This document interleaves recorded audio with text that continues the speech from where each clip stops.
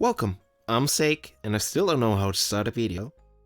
Basically, I believe there's a pretty decent chance that after Brilliant Diamond Shining Pearl come out, Sword and Shield are going to get an update to fill out the rest of the National Dex.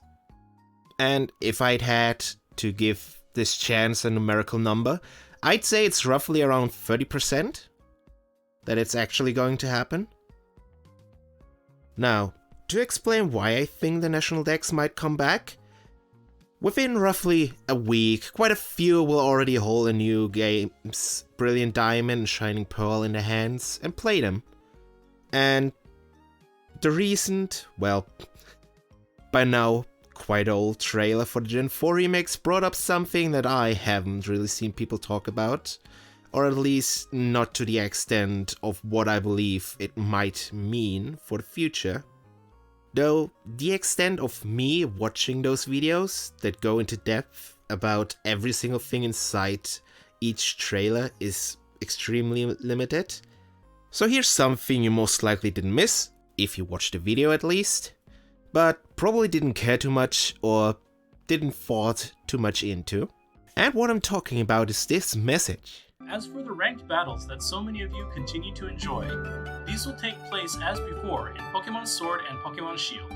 I take that much interest into that because, as of right now, 234 Pokemon aren't in Sword and Shield. 46, if I didn't miscount, are from Sinnoh, including all the starters, my favorite Pika clone Pachirisu, and the edgy boy Darkrai. And yes, there isn't too much lost from them not being available for ranked battles, but there will be kids, and probably also adults, who are going to be sad that their beloved starter won't be transferable over to Sword and Shield, whether they intend to use them for ranked battles or not. Game Freak's action during the development of the upcoming games gives me hope that they'll actually try to actively get rid of all those negative complaints people have had around the time the Gen 8 games came out. People complained they want someone else to make a Pokemon game, and so Ilka's making the remakes.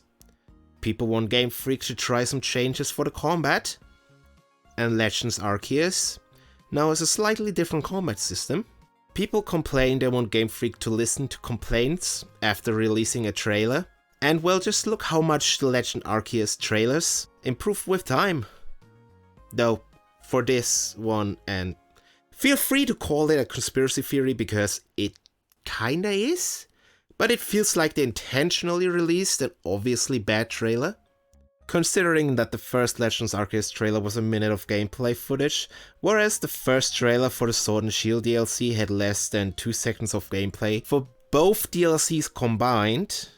And for the last point, which to me is the biggest one, as of right now, the free mobile game Pokemon Go has over 100 more 3D fully animated Pokemon than the $70 plus 30 additional bucks for the DLC console game that is Sword and Shield. And yes, I'm fully aware I'm grasping at straws here, but I really want the National Dex back, and I believe there's a decent chance that they'll actually come back. Which is why I believe the remakes might bring back the National Dex to Sword and Shield, or well, at least get the current one closer to it. And by that, I don't mean they'll release the National Dex as soon as BDSP come out. It wouldn't even help with transferring Pokemon over right now, as it's been stated that you won't be able to transfer Pokemon from BDSP to home until February next year.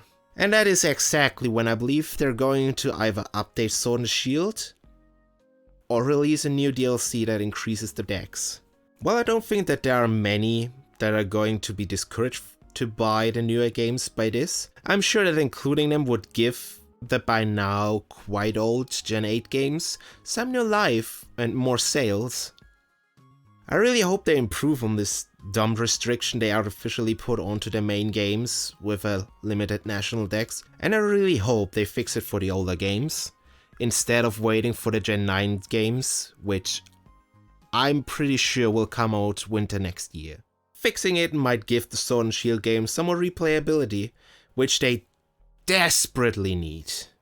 And if they don't, well then I fear Pokemon will probably go through a small drop-off in players. I'm currently playing Pokemon Let's Go trying to build a shiny dex, and the problem of not being able to trade all of them over to the newer games really puts a buffer on my excitement to do so. Obviously, as of right now, even disappointments won't mean they lose enough players to the point where they actually have to care. There just aren't any competitors.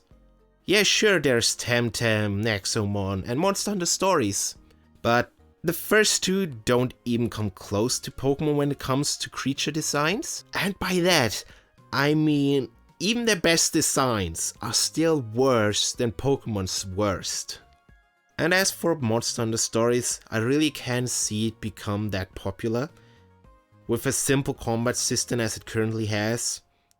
Also, the creature designs are a bit lacking in the cuteness factor, which would help them appeal more towards the general public and specifically a young audience. But well, do you think I'm onto something? Will Game Freak really bring the National Dex back? Am I just grasping at straws, or do you think there's a possibility? Let me know in the comments, and well, both likes and dislikes are going to help the video, so please do either of them if you liked my small ramble. Thanks for clicking on this video, and I wish you all a beautiful day.